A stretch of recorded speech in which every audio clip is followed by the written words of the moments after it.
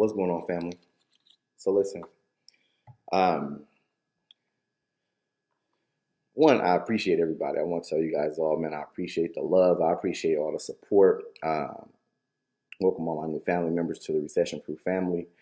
But there's some things that I got to address, okay? As a leader in this community, a 33-year-old entrepreneur from the community, uh, I've been building this empire, right? I've been building recession proof, and it's come with a lot of notoriety, okay? Uh, it's come with bigger stages. It's come with a lot of eyes, a lot of attention, and a lot of respect from people who look up to me and take my advice as golden. And for not for 1 second do I ever want to take that for granted. Okay? I never want to take it for granted, the position that I'm in, nor do I ever want to abuse it. And so recently I did a interview, right? And as a man, I'm man enough to say, hey, listen, if I step out of line as a leader, it doesn't matter. I still have lessons that can be taught to me. I still can learn and things that I can grow from to become a better leader. And as I'm crossing and building up, I'm going reaching new levels. And at every new level, there's new tests and there's new things that's going to come that I have to deal with, that I have to face, and that I'm going to have to deal with head on. Okay? Never tuck my tail and run and act like it didn't exist, or act like I didn't do something or say something that was wrong. Let me go into context of how these things work and how this whole situation came about when it comes to Navy Federal, with this auto loan check, and realistically how it works and how, I stumbled upon it and why I use it as an example. A few months ago, I want to say end of January, beginning of February, we were going to do a deal, and we were picking up a car from a person that we knew to put it on Turo. As you guys know, I have a full-on Turo course in recession proof. And so I was going to grab a car from somebody, and we went and got a check, right? I teach, you guys know, if you watch my content, I teach people, hey, listen, whenever you're going to buy a car, never go buy a car directly from the dealership and let them run your inquiries through the roof and try to shop you around different banks. Go directly to the bank or a credit union, get the best interest rate, and then take the check over to the dealer. And when you take the check over to the dealer, you try to wrap your down payment and everything into the check. Good thing about Navy Federal is that they also offer gap. So these are things that was like, so Navy Federal was like one of the banks that I always preach to go to and use. When you go to a dealership, in the past, whenever I've done this, they give you a check with the VIN number and everything that's needed, and all of the information from the dealership that's needed. That's the check that you take to the dealer. Well, when we were buying it from a person, the check was different. It was just pretty much almost like a cashier's check, and it was ready within 24 hours. And so we literally went to Navy Federal. The check was printed to the person we were buying it from. My banker was like, okay, now you guys have 90 days to bring back the title. Okay? You got 90 days to bring back the title. And if you don't bring back the title, it turns into a personal loan. Me as an entrepreneur, always being creative, I asked a question. I said, so if I don't bring it back, turn to a personal loan, and I bought the car outright, and I still got my title. And he laughed and said, yes. I said, okay. I said, what if I wanted to buy multiple cars? Like if I wanted to buy 3 cars, because as you guys know, you can get a car for 8 to 12 grand that could bring you in anywhere from $1,200 to $3,000 a month when putting it on Turo, right? Alongside, if you do higher end cars, on Turo, we got people in my mentorship that's doing anywhere from $1,500 to $20,000 a month, literally leveraging the car rental space. So I said, what if I get 3 cars? He was like, turn the titles in, you'll be able to keep the low interest rate on 3 at one time. That'll be a beautiful deal. I said, nice. Then I asked another question and said, well, if I just gave him the check and didn't get a car from him, and we didn't buy a car, what happens? He said, you just got a personal loan that you guys have to pay back with a higher interest rate. I said, wow, that's the way people can get money. That's a gray area, okay? The buying the cars, turn the title in. Even if you go get three cars, you can get 3 cars, turn the titles in, keep the low interest rate, 100%. You're good to go. The gray area is purposely going to get the check, knowing that you're not going to turn it in. Turn in the title, you're going in. So when you do the application, you're going in with the intent to pretty much take money from the bank to use for another reason and not for the reasons that which they're loaning it to you. That is wrong. And that was the example I used on the interview. And on the interview, we were speaking about people in the streets and them not trusting the banks and not willing to put their money into it, not understanding credit. And I gave an example to show like, hey, listen, they may have money in the streets. They may have money in their pockets from, doing street activities, the PPP loans, the scamming, whatever is going on.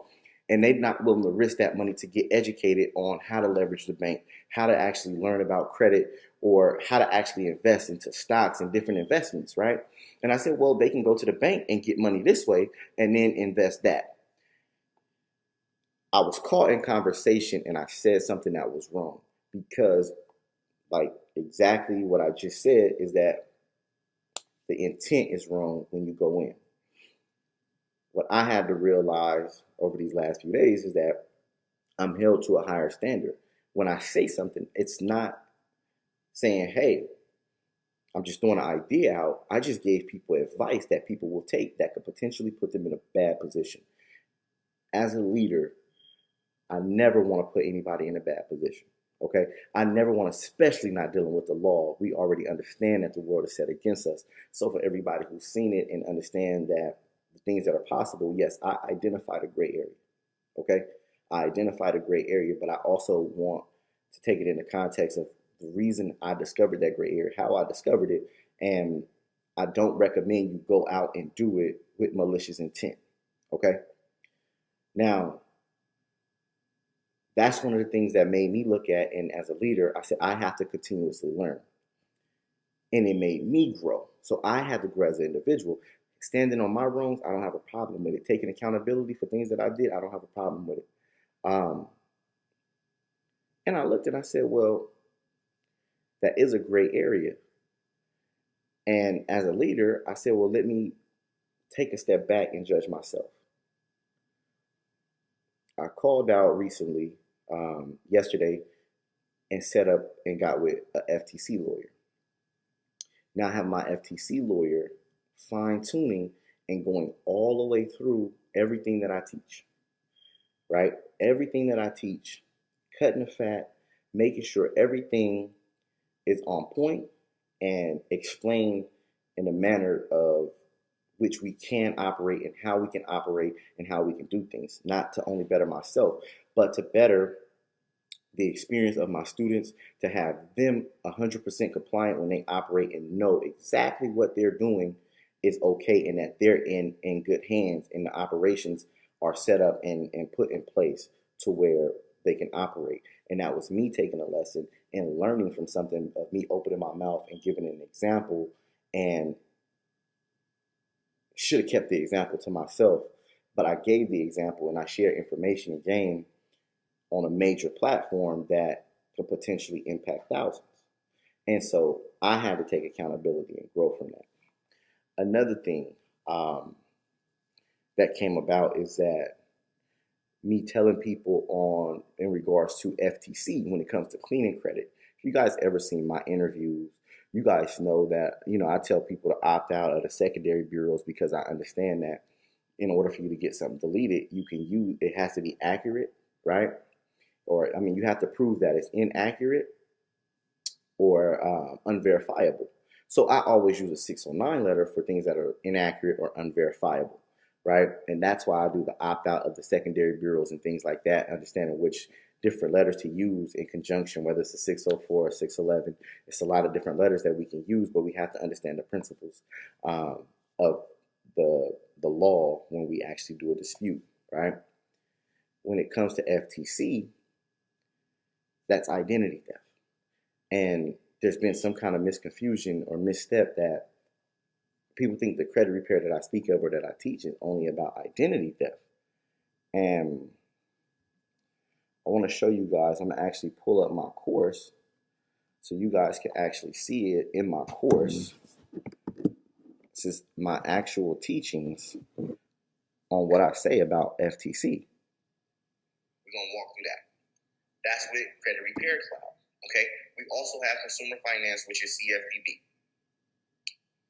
FTC is another system. Let me explain something about that. FTC, right? FTC is only for people with identity theft. If you don't have identity theft, don't use it. My point is that when I said I want to create leaders, I want to show you guys how to actually do and deal with credit bureaus. I want to show you how to deal with credit, okay? I don't want you just only going out there sending out FTC. I know a lot of people used to operate that way, and they send FTC reports off, and then if anything comes back verified, they hide their hands because they don't know nothing else. My point is that, listen, I'm not here to show you all of these other methods for you to go and then just take the easy way out. If somebody has identity theft, then by all means, use FTC.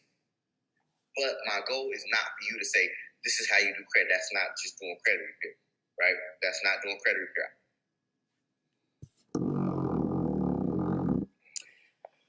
So as you can see, my stance on credit repair in my program, that's a small clip, is that I do not recommend you only do FTC, okay?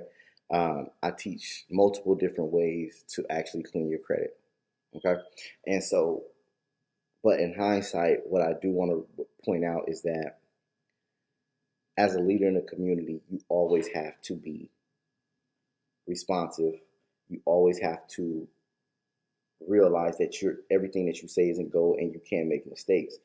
And that's one of the things that I realize is that, hey, if you say something and this is how people react and they don't like it, and this is the response from that clip, then you have to publicly right your wrong. And if you said something that's wrong, then you were wrong.